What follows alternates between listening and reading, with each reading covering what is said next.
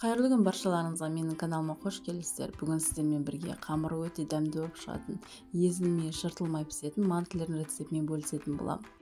Осы рецепт бойынша жасап көріңіздер. Ең алдымен қамырын жасаймыз. Салқын суымыздың үстіне бір жұмыртқамызды, бір шай қасық тұзымызды араластырып аламыз. Тұзы ерігенше. Оның үстіне сұйық майымызды құямыз. Тағы да араластырып алып, ұнымызды саламыз. Ұнымыздың барлық бөлігін емес, екі бөлікке салатын боламыз.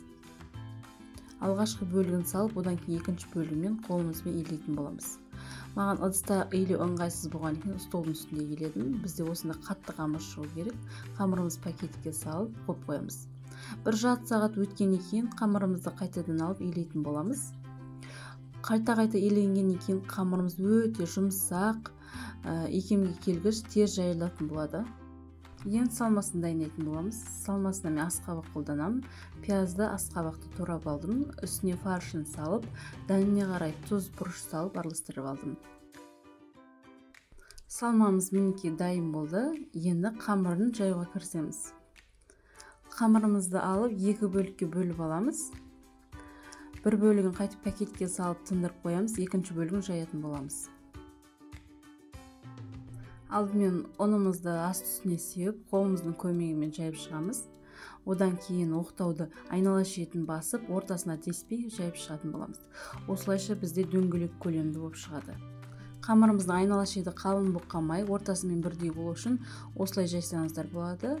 Бір-біріне келіктіріп, яғни бірінші шетін, екінші шетін ортасына қарай алып келіп, үстіне баспай, өстіп жайсаңыздар болады. Сонда айнала шетін бәрі бірдей болып шығады. Дәл осылай жайып алып, екінші рет тағы да сағат тілмен айналдырып отырып жая берсеңіздер, әдемі болып тез жайылатын болады. Және айнала шетін бәрі бірдей болып шығады, қалың болмай. Мінекей бізде осындай жұп-жұқа қамыр жайылып шықты. Астындағы зорларына дейін көрініп тұр. Қамырымызды қайтадан оқтауға орап алып, қамырымызды кесетін боламыз. Бір-бірінің үстіне қатпарлай жайып шығатын боламыз. Мен әуел біреуін кесіп аламыз, сол көлем бойынша басқаларында кесем, сонда бәрі бір келкі болып шығады. Негізінде қамыр кескен кезде сатылатын болса 10 см және 10 см квадрат болып шығу керек. Қамырымыз қайысқамау үшін бір шетке қойып, оның үстін күленкімен және матамен жауып қоятын боламыз. Қамырымыздың аз бөлігін алып, үстіне салмасын салып түйетін боламыз. Бұл мантылерді мен алдын ала дайындап, қатырып қоймақшымын, керек кезде алып қолдана беретіндей. Қатыруға арналған мантылер болған кейін айнала шеті сынып кетуі мүмкін. Сол үшін түйген кезде ішіне қарай, яғни сыртына шығып тұрмайтындай қамырлары түйген дұрыс. Сол кезде сынып кетпейді айнала шеттері. Мінекей осылай түйіп шығамыз. Сіз өзіңізге ұнаған, өз қалауыңызша түйсеңіз болады. Мінекей бізде осындай әдемі мантылер дайын болды. Енді осыны морозилікке қатыратын боламыз.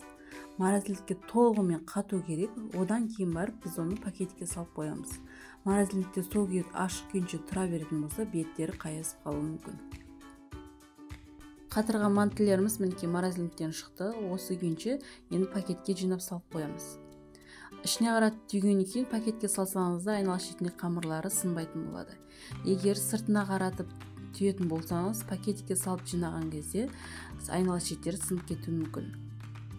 Осылай пакетке жинап, қайтадан морозилікке салып қоямыз, керек кезде қолдана бересіздер. Енді мантымызды пісіретін боламыз. Листімізді майлап аламыз, мантымыз жабысқанмас үшін.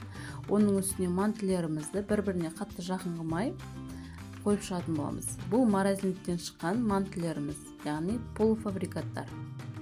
Осылайша бетін сұйық маймен майлап, мантоваркіде 45 минутта пісіріп аламыз. Одан көп ұстауға болмайды, манты піскеннен кейін мантылерді бірден алған дұрыс.